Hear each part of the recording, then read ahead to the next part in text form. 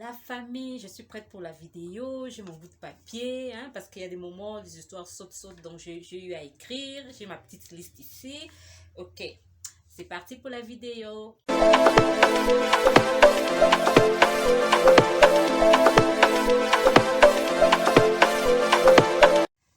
Salut la famille, hello my people, bienvenue sur ma chaîne. Si c'est la première fois que tu tombes sur cette chaîne, je suis Ketia Clever.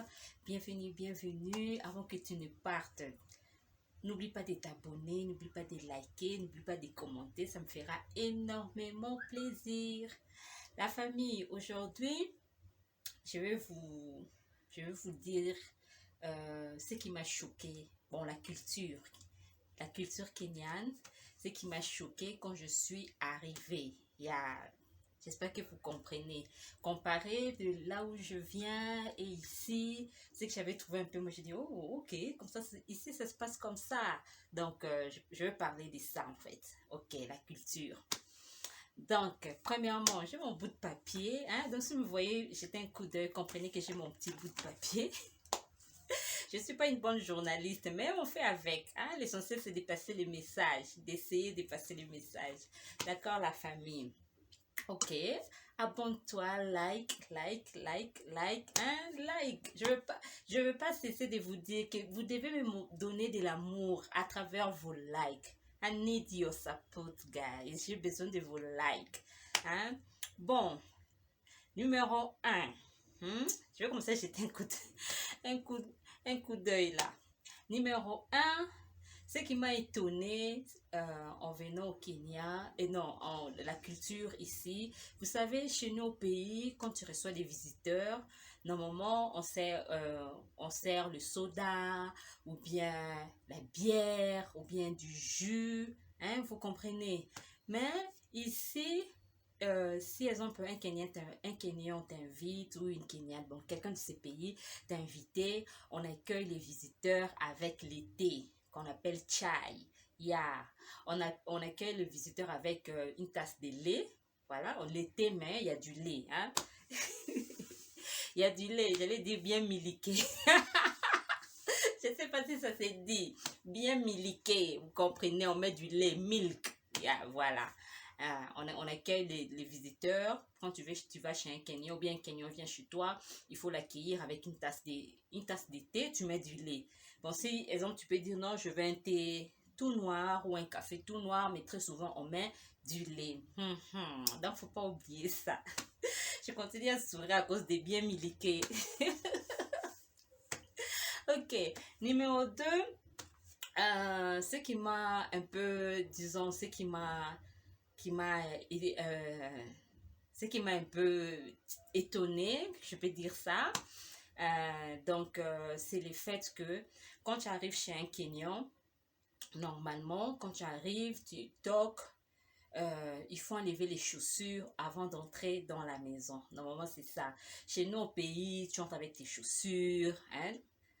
Bon, bon, à moins que je me trompe, mais moi, c'est que je sais, chez nos pays, bon, de là où je viens, quand tu entres, tu vas chez quelqu'un, tu entres avec tes chaussures et puis tu ressors. Normalement, ça se passe comme ça. C'est la même sur les tapis. Ils n'enlèvent pas les chaussures, ils se mettent avec des chaussures sur les tapis. J'espère que vous comprenez. Donc, mais ici, normalement, hein, en tout cas, la majorité des personnes le font. Donc, quand tu vas chez un Kenyan, tu dois normalement enlever tes chaussures avant d'entrer à la maison. Parce que moi, je sais, chez nos pays, les gens enlèvent seulement les chaussures. Peut-être il y a la boue dans les chaussures. Tu te dis, ah, j'ai risque de salir la maison. Tu enlèves. Mais c'est pas comment on dit ça? C'est pas on dit quoi, une coutume, je crois que c'est ça, hein? C'est pas une coutume d'enlever les chaussures quand tu vas chez quelqu'un. Mais ici, en tout cas, quand tu vas chez un Kenya, tu enlèves les chaussures. Ok, je pense trop. J'espère que vous comprenez. Le numéro 3, ce qui m'a un peu, du genre, un peu choqué. Bon, pas choqué. Bon, quand je dis choqué, c'est un peu comme si je parlais anglais au choc. Donc, non, disons ce qui m'a étonné. Je crois que c'est mieux que je dise étonné. Ce qui m'a étonné, le numéro 3 c'est quand exemple, on te sert à manger, et ce qui fait que quand on te sert à manger, on met le quoi, on te sert de l'eau. Exemple, tu veux de l'eau à boire, on va te donner, normalement, ils donnent de l'eau tiède. Voilà, de l'eau tiède, tiède, tiède. Hein? Donc, quand tu dis de l'eau froide, c'est de l'eau qui est à la température ambiante. Et ils appellent ça froid. Mais nous, tandis que chez nous, l'eau doit sortir du frigo, l'eau doit sortir bien du congélateur, bien glacée, bien tapée. Tu prends une eau pareille. Pour eux, ici, c'est trop froid. La plupart des temps, quand ils disent de l'eau froide, c'est seulement l'eau qui a la température ambiante. Mais très souvent, ils prennent de l'eau tiède. Yeah. Très souvent, ils prennent de l'eau tiède. Très souvent. Ou je peux dire même chaude. Voilà. On a eu à m'expliquer c'est à cause du froid et tout. Donc, ils prennent pour ne pas avoir la maladie qu'on appelle bronchite, je crois. Bronchite. Ici, on appelle ça limonia. Pour ne pas avoir ça, et ils sont habitués de quoi? De boire de l'eau tiède. Voilà. Le numéro 4, c'est qui m'avait un peu tiqué. J'avais remarqué que quand il fait chaud ici, c'est vrai, le matin, tu as ton pull et tout, mais quand il fait chaud, ils n'enlèvent pas leur pull. Ils sont toujours, dans la plupart, hein, il y a certains qui enlèvent, mais la plupart, donc un Kenyan peut garder son pull du matin jusqu'au soir. Dès qu'il arrive chez lui à la maison, il enlève. Même s'il fait chaud comment, il a toujours son pull avec lui. Ça, en tout cas, ça m'avait vraiment... voilà, ça m'avait un peu tiqué. Si tu es au Kenya et que tu connais ça aussi, tu mets en commentaire. Hein? Comme ça me fera plaisir et tout. Le numéro 5. Le numéro 5, ce qui m'avait un peu étonné ici, c'est que quand il y a enterrement, quand quelqu'un meurt pour l'enterrement, parce qu'ici on est dans la capitale, mais très souvent ils vont au village pour enterrer la personne. Chez nos pays, à ce que moi je sache, chez nos pays, pour enterrer une personne, peut-être c'était un grand-parent. Donc quand je parle de grands-parents, du genre un grand-père ou une grand-mère, ou bien le papa qui avait dit que non, si je meurs, allez m'enterrer, ou bien la maman, allez m'enterrer dans mon village. Très souvent ça se passe comme ça, mais nous, souvent on enterre seulement au cimetière qui est dans la capitale ou bien dans la ville où tu es. Souvent on fait ça, mais eux quand ils partent, quand quelqu'un meurt, que ce soit un jeune, que ce soit un vieux, très souvent ils vont enterrer au village. La famille, le numéro 6.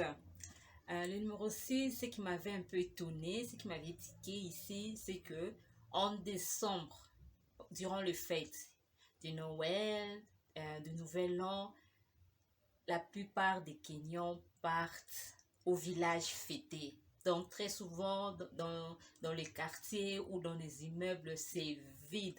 Vous savez que c'est un pays où il y a de l'embouteillage aussi parce qu'il y a beaucoup de voitures et ce qui fait qu'en décembre, donc, partout où tu vas vouloir partir, tu peux faire 5 minutes pour y arriver parce que tout le monde est parti au village.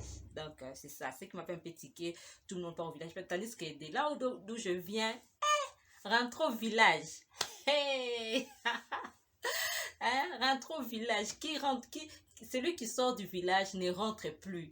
C'est bizarre. Mais donc, apparemment, les pays anglophones, c'est ça. Même en Afrique du Sud, les gens vont au village au mois de décembre. Je crois que c'est la culture anglophone. Mais nous, francophones, là, dire à une personne que va en vacances au village. Il y a même des ceux-là même qui vont même pas en province. Ils sont toujours là dans la capitale. Hein? Vous comprenez de quoi je parle. Donc, c'est un peu ça et tout. Le numéro 7. Le numéro 7, pour vous dire la vérité, quand je suis arrivée, quand j'étais chez moi au pays, quand je voyais les Kenyans à la télé, sincèrement, je pensais, vous voyez, ces genres de personnes qui font le sport et tout, parce qu'ils sont très forts en sport. Je voyais toujours des gens minces, hein, des gens un peu, non, c'est normal parce qu'ils font du sport et tout, ils ont une belle taille et tout, une taille sportive et tout. Et maintenant, je pensais que tous les Kenyans étaient comme ça. Je jure, je vous dis la vérité. Dans mes pensées, je pensais que les Kenyans sont comme ça. Mais quand je suis arrivée, j'étais choquée de voir que, en fait, c'est pas... Il y a des... hein, il y a de belles femmes, il y a des femmes rondes, il y a des femmes... vous comprenez? Moi-même, je me suis dit, oh, ok, ok. Et en vivant ici, j'ai eu à comprendre, bon, on a eu à me dire, en fait, on a eu à me dire que la plupart des gens qu'on voit à la télé qui font du sport, vraiment, c'est une tribu spécifique. La plupart, c'est une tribu spécifique qu'on appelle Kalenji. Ce sont des gens dans leur village, en tout cas, et tous, ils sont là en train de courir, ils font du sport et tout, voilà, voilà, voilà. Mais quand vous venez ici, il y a des belles femmes, il y a de belles femmes, hein. Tu sens vraiment qu'ils ont vous comprenez? Pas tous, mais voilà, voilà, moi j'aime parce que moi-même je suis comme ça. Donc j'aime voir aussi les femmes comme ça. Peut-être un jour je veux maigrir, mais je m'aime comme ça, voilà. J'espère que vous comprenez. Il y a un monsieur qui m'a écrit en commentaire. Il m'a dit, je ne sais pas si le monsieur tombe sur cette vidéo, j'espère qu'il va se reconnaître. Il m'a dit, il a toujours rêvé, il est dans la cinquantaine, il a toujours rêvé d'avoir une femme qui vit au Kenya et tout. Je ne sais même pas de quel pays, donc d'où il m'a écrit, je sais pas, mais il m'a dit il a toujours rêvé d'avoir une femme dans la cinquantaine, et non, il a 50 ans, il est dans la cinquantaine, il aimerait avoir une femme qui est dans la trentaine et tout, blablabla, bla, bla, bla, qui vit au Kenya. Donc, monsieur, s'il arrivait que tu tombais sur cette vidéo, hein, tu dois savoir qu'il y a des belles femmes au Kenya, il faut venir, mais il faut quand même, vous comprenez, donc il faut bien étudier la dame si tu venais. Parce qu'il y a des belles personnes. Voilà, c'est ça. Donc, le numéro 8, la famille. Vous savez, chez nous, je suis congolaise en fait. Nous, les Congolais et les Nigériens, les Nigériens, hein. Nigériens ou Nigériens? Ah, ça aussi c'est compliqué. On sait pas si on les appelle des Nigérians. Dites-moi en commentaire. Il y a Niger et Nigeria. Mettons les gens du Nigeria. En français, comment on les appelle? Hein? Moi, des fois, les Français sautent. Des fois aussi, l'anglais saute. Dites-moi en commentaire. Bon, moi, je voulais dire ceci. Nous, les Congolais et les gens du Nigeria, c'est mieux que je dise ça, les gens du Nigeria, parce que je me mets à dire Nigérian, Nigérien, ça va, moi-même, ça me trouble. Bon, nous, les Congolais, les gens du Nigeria, je trouve qu'on est pareil. On est pareil, mais la seule différence, c'est la langue, l'anglais. Parce que quand même, quand tu suis les films nigérians, tu sens que ils sont comme des cons. Même l'habillement, même la façon dont les hommes prennent soin des femmes. Donc, tu sens vraiment que c'est vraiment un peu comme les Congolais et tout. Voilà, bon, je ne suis pas là pour parler de ça, mais vous allez comprendre. J'allais vous dire ceci. Ici, ce qui m'avait tiqué, quand les gens se disputent, vous n'allez pas me croire. Quand les gens se disputent, tu croirais que... Bon, je parle de la première fois quand je suis arrivée. Tu croirais qu'ils sont en train de dialoguer. Hein? Tu croirais qu'ils sont en train de dialoguer, ils sont juste en train de parler. Hein? Tu es à Toka... Ah, wachana na mimi. Donc, c'est avec douceur. C'est vraiment avec douceur. Donc, moi-même, je me dis... hein? Moi-même, je me dis, mais... Waouh! Il y a mon chargeur qui est de l'autre côté, donc ne vous occupez pas, ça je n'ai pas enlevé en fait. Ils parlent avec douceur, mais ils sont en train de se chamailler. Donc là, moi, ça m'avait vraiment tiqué et tout. Toi, quelqu'un dit, ah, toka coulé. Mais ça, c'était chez nous. Non. Moi, ça m'avait vraiment tiqué. Je me suis dit, waouh, waouh, waouh, waouh, waouh. Et le 9e point qui m'avait tiqué quand je suis arrivée ici, c'est moi, normalement, la nourriture. Ce qui m'avait un peu du genre étonnée, je peux dire, c'est que ici, ils mangent, tu vois, quand tu as ton plat, exemple, admettons que tu as un plat de légumes, ou bien le riz, ou bien ta semoule, moi, ou le foufou, voilà, le foufou, hein, comme on dit, foufou masango, foufou manioko. Quand il y a ça, eux, s'il n'y a pas de viande, ils mettent l'avocat à côté, le fruit, l'avocat. Ils épulchent très bien, ils mettent le morceau d'avocat et ils mangent. Ça m'avait vraiment vraiment étonnée parce que moi, la seule façon que je mangeais l'avocat chez moi au pays, ou bien c'était l'avocat dans une salade de fruits, il y a l'avocat, ou bien avec du pain. Mais ici, avec le manger, ils mettent l'avocat. Oh, en tout cas, ça m'avait vraiment, vraiment, vraiment, vraiment étonnée et tout. Voilà. Quoi d'autre, quoi d'autre, quoi d'autre, quoi d'autre, quoi d'autre. J'espère que je n'ai rien oublié. Ah, autre chose, les 10e points. Ici, quand tu fais, du genre, exemple, si tu as cogné quelqu'un, normalement, il faut dire sorry. Hein? Ou bien si quelqu'un trébuche, il faut dire à la personne sorry. Donc, c'est un peu ça.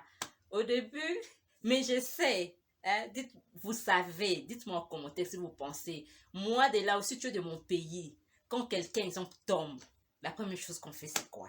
Ne montez pas, dites-moi en commentaire. La première chose, c'est que les gens rigolent. Bon, pas tout le monde, mais très souvent, quand quelqu'un trébuche, il tombe, il y a des gens qui rigolent. On ne doit pas mentir, hein. Mais ici, en tout cas, on dit ça, même un enfant, quand même, si tu as fait, bon, je ne vais pas dire que tu as fait du mal à un enfant, ou bien, bon, tu as corrigé ton enfant, je vais dire ça. Si tu as corrigé ton enfant et tout, l'enfant pleure et tout, ici on dit sorry. Ou bien si un enfant, entre les enfants, il faut, c'est du genre, les enfants quand ils jouent, des fois, comment je peux dire? Ça sautait. Ça sautait. Les enfants, ils ont peur. Des fois, quand ils jouent, des fois, ils ont des incompréhensions et tout. Et l'enfant, quand il vient accuser en train de pleurer, il va dire, ah, even she didn't say sorry. C'est des gens que, quand tu dis sorry, que ce soit un adulte, que ce soit à un enfant, ça l'air apaise d'une manière, vous pouvez même pas imaginer. Donc, ce sont les 10 choses qui m'ont vraiment tiqué, qui m'ont vraiment étonné. Parce que chez moi, de là où je viens, je n'avais jamais vu ce genre de choses. J'espère que vous comprenez. Ok, la famille, j'espère que cette vidéo va aider une personne. N'oubliez pas de liker, n'oubliez pas de commenter. Hein? La famille, montrez-moi de l'amour avec vos likes. J'ai besoin de vos likes. Je vous embrasse. See you on the next time.